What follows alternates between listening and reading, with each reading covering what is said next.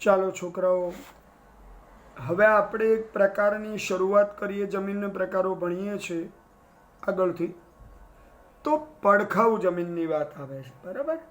જો આગળની જે 3 જમીનો સાથે ચલાવીને ટકાવારીને આધારે જોઈ હતી. બરાબર. એમાં રંગ પણ આવ્યો, રાતી જમીન પણ જોઈ, કાળી જમીન પણ જોઈ, ટકાવારી પણ જોઈ કે જમીન ભારતના કેટલા ક્ષેત્રમાં છે. હવે પડખાઉ જમીન ભારતના કેટલા ક્ષેત્રમાં છે આપણે નથી જોવાનું, પણ એમાં રંગ તો છે જ. ઈંટનો રંગ લાલ હોય. લેટિન ભાષામાં લેટિન ભાષામાં લેટર એટલે ઈંટ થાય ને અંગ્રેજી ભાષામાં લેટર કહીએ એટલે મોડું થાય. પણ આ લેટના અર્થમાં લેટર નથી, ઈંટના અર્થમાં લેટર શબ્દ જોવાનો છે. એનો રંગ લાલ હોય. ઈંટનો રંગ તો આનો રંગ પણ લાલ છે. બરાબર. આમાં લોહ તત્વ છે, લોહ ઓક્સાઇડ. પ્લસ આ જ્યારે ભીનાશ પડતી હોય ને ત્યારે માખણ જેવી લીસી હોય અને સૂકી થાય ત્યારે સખત થઈ જાય. અને સખત થાય ત્યારે ખેતી કરવામાં મુશ્કેલી પડે. આ ધ્યાન રાખજો. હવે આ જમીનનું નિર્માણ કયા તત્વોથી થાય છે? તો મુખ્યત્વે સૂકી અને ભેજવાળી આબોહવાના પરિવર્તનને કારણે આ જમીન બને. અને બીજું સિલિકામય પદાર્થોના નિવારણથી આ જમીનનું નિર્માણ થાય છે. બરાબર. આ નાના સવાલ માટે યાદ રાખવાનું, કઈ કઈ વસ્તુથી પડખાઉ જમીનનું નિર્માણ થાય? સૂકી અને ભેજવાળી આબોહવાના પરિવર્તનથી અને સિલિકામય પદાર્થોના નિવારણથી તેનું નિર્માણ થાય. હવે આ જે જમીન હોય એ ભારતના કયા ક્ષેત્રોમાં જોવા મળે? જો પડખાઉ જમીન ભારતમાં બહુ જ ઓછી છે એટલે એની ટકાવારીની ચર્ચા નથી થતી. છતાં પણ તમે નકશામાં ધ્યાનથી જોજો, તમારા પાઠ્યપુસ્તકમાં લીલા રંગની જમીન બતાવી છે. બરાબર. તો દ્વીપકલ્પીય ઉચ્ચ પ્રદેશના ઊંચાણવાળા ભાગ. તો દ્વીપકલ્પીય ઉચ્ચ પ્રદેશનો ઊંચાણવાળો ભાગ એટલે ભારતનો પશ્ચિમ બાજુનો દરિયા કિનારાનું ક્ષેત્ર છે, કેરળ સુધી. પણ એમાં કેરળ ના ગણીએ, કર્ણાટક તો આવી જ જાય. કર્ણાટક, મહારાષ્ટ્ર. બરાબર. તો આ ક્ષેત્રમાં તમને આ જમીન વધુ જોવા મળે. ગુજરાત પાસે આમ જોવા જાવ તો બહુ આ જમીન જોવા નથી મળતી, પણ છતાં નકશો જોશો તો મધ્યપ્રદેશ, રાજસ્થાન અને ગુજરાતના જંકશન જેવું ક્ષેત્ર થાય ત્યાં તમને આ જમીન જોવા મળે, કારણ કે ત્યાં પર્વતીય ક્ષેત્ર છે. બરાબર. અને એ ભાગ માળવાનો ઉચ્ચ પ્રદેશ છે. યાદ રાખજો, મધ્યપ્રદેશની પશ્ચિમ બાજુનો ભાગ આ બાજુ રાજસ્થાનને જોડાતો ત્યાં અરવલ્લીની પર્વતમાળા આવે ને આ બાજુ ગુજરાત. તો એ ક્ષેત્ર જ એવું છે કે જ્યાં ઊંચાણવાળો ભાગ છે ત્યાં પણ ત્યાં ઉચ્ચ પ્રદેશનું ક્ષેત્ર તો છે જ. માળવાનો ઉચ્ચ પ્રદેશ દક્ષિણમાં જાવ તો દ્વીપકલ્પીય ઉચ્ચ પ્રદેશ છે, અને છેક ઉત્તરમાં પંજાબ ની આજુબાજુનું ક્ષેત્ર ક્યાંક ક્યાંક, એટલે બતાવતા નથી પણ ખાલી સમજાવવા માટે મેં કીધું છે કે આ ક્ષેત્રમાં પણ તમને આ જમીનો જોવા મળે. અચ્છા, હવે આ જમીનમાં કયા તત્વો હોય? લોહ તત્વ હોય, પોટાશ હોય, એલ્યુમિનિયમ હોય. આ 3 જમીન, આ 3 તત્વો અહીંયા વધુ હોય છે. બરાબર. પણ યાદ રાખજો કે જમીનમાં જો એલ્યુમિનિયમનું તત્વ વધે ને તો પરિસ્થિતિ શું થાય ખબર છે? એની ફળદ્રુપતા ઘટાડે. શરીરમાં પણ જો એલ્યુમિનિયમ ભોજનમાં વધુ આવે ને તો શ્વેતકણોનું પ્રમાણ વધતું જાય, એટલે લોહીનું પ્રમાણ, રક્તકણો ઓછા થાય તો તકલીફ કરે. બરાબર. એટલે જમીનને પણ ઉપયોગી બનાવવી પડે. તમે જમીનને વેસ્ટ કરવાનું વિચારી ન શકો, પણ એ જમીનનો ઉપયોગી કેવી રીતે બનાવાય? ખાતરનો ઉપયોગ કરીને. ખાતરનો ઉપયોગ કરીને. બરાબર. ચાલો, કપાસ, ડાંગર, રાગી. અચ્છા, રાગી એ આદિવાસીઓનો એક પાયાનો ખોરાક કહેવાય. વિટામિન તત્વોથી ભરેલું હોય. રાગી હોય, નગલી કહો, ગમે તે કહો, આગળ 10મા ચેપ્ટરમાં આવશે. તો રાગી, શેરડી, ચા, કોફી અને કાજુ. તમે કેરળમાં જાઓ તો તમને કાજુ ઘણા મળે, બરાબર. ગોવા પાસે પણ કાજુ મળે, યાદ રાખજો. તો કપાસ, ડાંગર, રાગી, શેરડી, ચા, કોફી અને કાજુ. કર્ણાટકમાં કોફી પણ ઘણી પાકે છે, આ પણ મગજમાં રાખજો હો. અચ્છા, આ જમીનનું બીજું નામ આપણે કયું કીધું? એક પડખાઉ અને બીજું લેટેરાઇટ જમીન, બરાબર. ઓકે, હવે આવે છે રણ પ્રકારની જમીન. ચાલો ધ્યાનથી જોઈએ. આ જમીનનું નામ જ કહે છે રણ પ્રકાર, એટલે એવા ક્ષેત્રમાં જોવા મળે કે જ્યાં વરસાદ બહુ જ ઓછો હોય. અને રણ ક્ષેત્ર જ રાજસ્થાન છે, ગુજરાત છે, આ રણ ક્ષેત્રો છે, બરાબર. પંજાબ અને હરિયાણા, આ 4 એવા ક્ષેત્રો છે જ્યાં વરસાદ ઓછો છે. પણ પંજાબમાં ઘઉં એટલા માટે સારા પાકે છે કે ત્યાં 5 નદીઓનું ક્ષેત્ર છે, બરાબર. અને ગુજરાતને પણ નદીઓ ઘણી બધી મળેલી છે. પણ મેં કીધું કે વરસાદ ઓછો હોય ને ત્યાં રણની જમીનો હોય, આ વસ્તુ યાદ રાખવાની. તો સૂકી અને અર્ધ સૂકી આબોહવાવાળા વિસ્તારમાં આ જમીન જોવા મળે. આ જમીનનું એક તત્વ હોય રેતાળ હોય, બીજું ઓછી ફળદ્રુપ હોય, બરાબર.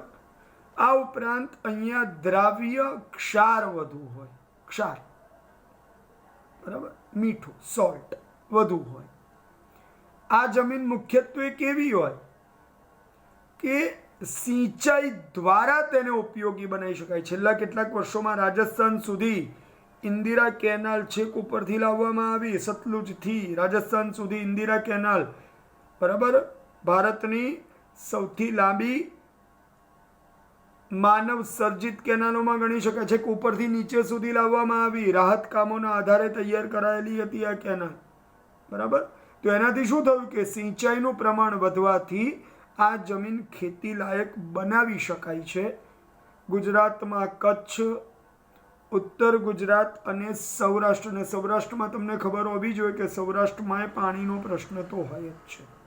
એટલે આ બધા વિસ્તારોમાં તમને રણ પ્રકારની જમીન જોવા મળે. પણ સિંચાઈને કારણે આ જમીનમાં બાજરી અને જુવારનો પાક લઈ શકાય છે, બરાબર. તો જવ, જુવાર, બાજરી જે ઓછા પાણીનો પાક કહેવાય ને આ જમીનમાં થાય. ચાલો, એના પછી હવે આવે પર્વતીય જમીન, માઉન્ટેન સોઇલ. તો પર્વતીય જમીન મુખ્યત્વે પર્વતીય ક્ષેત્રોમાં, એટલે ભારતની અંદર પર્વતીય ક્ષેત્રો બધે નહીં હોય, એ ધ્યાન રાખજો, આ મગજમાં રાખવું. પર્વતીય ક્ષેત્ર શબ્દ બોલે એટલે બધી જગ્યાએ ના હોય. હિમાલય પાસેની વાત છે આ બધી. હિમાલયની ખીણો અને હિમાલયના પર્વતીય ઢોળાવના ક્ષેત્રોમાં 2700 મીટરથી 3000 મીટર સુધીની ઊંચાઈ ધરાવતી જમીનમાં આ પ્રકારની જમીન પથરાયેલી છે. તો ઊંચાઈ કેટલી કહી?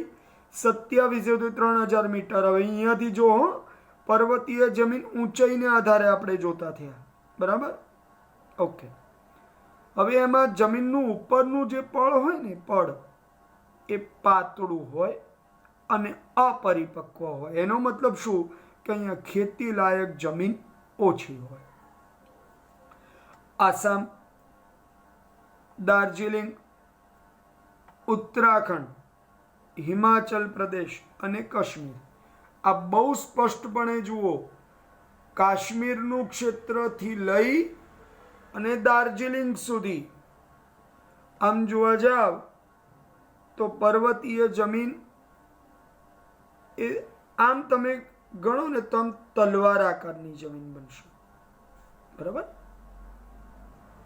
તો આ જે જમીનો હોય એ અમુક પ્રકારની ફળદ્રુપતા ધરાવતી હોય. એટલે અહીંયા વૃક્ષો ઘણા જોવા મળે. કયા વૃક્ષો છે? દેવદાર, ચીડ અને પાઇન. પહેલી વાર તમે આગળની બધી જ જમીનોમાં પાક જોયા, અહીં તમે વૃક્ષ જુઓ છો, ધ્યાન રાખજો, બરાબર. ના વૃક્ષો અહીંયા ઘણા જોવા મળે મળે છે। આ સિવાય હવે આવે નવી જમીન, જંગલ પ્રકારની જમીન।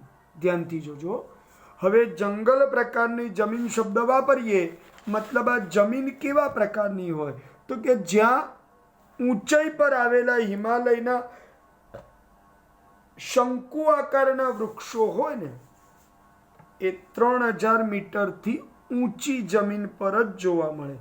3000 થી 3100 મીટરની ઊંચાઈના ક્ષેત્રોમાં આ પ્રકારની જમીન પથરાયેલી છે ને ત્યાં જે જંગલો હોય એના વૃક્ષોનો આકાર નીચે તરફ ઢળતો હોય એટલે શંકુ આકારના વૃક્ષો હોય। આ જંગલોને શંકુદ્રુમ જંગલો પણ કહેવામાં આવે। આ સિવાય ભારતમાં મધ્યપ્રદેશથી નીચે સહ્યાદ્રીની પર્વતમાળા છે।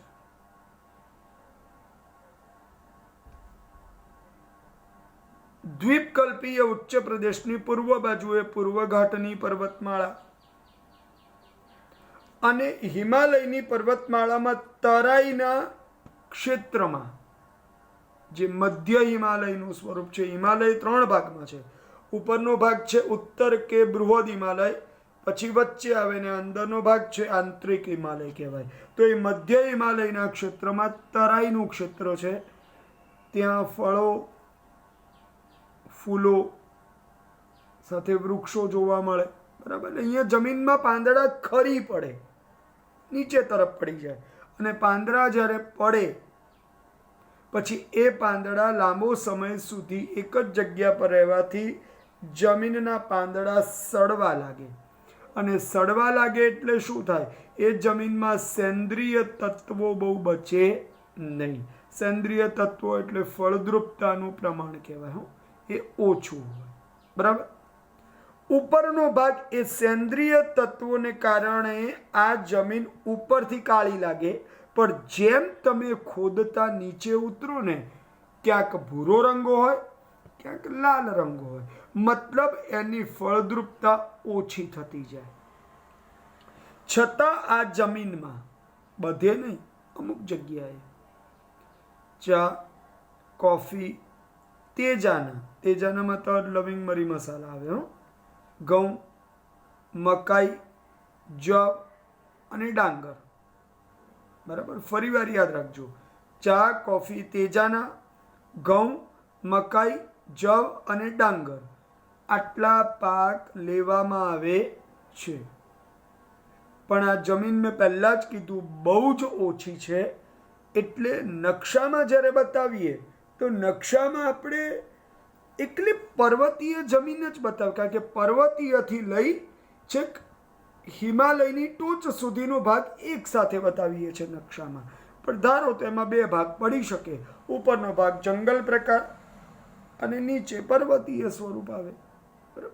ઓકે, હવે છેલ્લો પ્રકાર જમીનોના પ્રકારમાં જોઈએ, દલદલીય કે પીટ પ્રકારની જમીન। ખાસ ધ્યાન રાખજો, દલદલીય અને પીટ પ્રકારની જમીન શબ્દ જ તમને કહે છે દલદલ, કાદવ વાળી જમીન। તો આ જમીન ક્યાં હોય? જ્યાં સતત પાણી રહે ને ત્યાં। હવે સતત પાણી ક્યાં જોવા મળે? દરિયા કિનારા પાસે। પશ્ચિમ બંગાળ, ઓડિશા, તમિલનાડુ આ દક્ષિણના ક્ષેત્રો। આ સિવાય ઉત્તરમાં બિહારનો મધ્ય ભાગ, ત્યાં પાણીનો પ્રવાહ વહેતો હોય છે, નદીઓનો સતત, બરાબર। અને ઉત્તરાખંડ રાજ્ય, હિમાચલની બાજુમાં ઉત્તરાખંડ રાજ્ય છે, ત્યાં અલ્મોડા જિલ્લો છે। આ વિસ્તારમાં તમને આ જમીન જોવા મળે। પણ આમ તમે સ્પેસિફિકલી જો નકશામાં બતાવવા જાઓ તો દલદલીય જમીન તમે બતાવી ક્યાં શકો? તો પશ્ચિમ બંગાળમાં બતાવો તો ચાલે, બરાબર। સતત પાણીમાં ડૂબેલી રહે, જૈવિક પદાર્થોનો અહીંયા સંચય થાય, જ્યાં ભેજ હોય ત્યાં ફળદ્રુપતા વધે।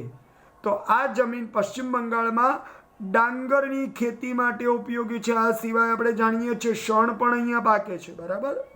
આ ધ્યાન રાખજો, પશ્ચિમ બંગાળ આવે એટલે ડાંગર અને શણ 2 સારા પાકે છે, ધ્યાન રાખજો। બરાબર છે? તો આ છે તમારી જમીનોની માહિતી. બરાબર છોકરાઓ?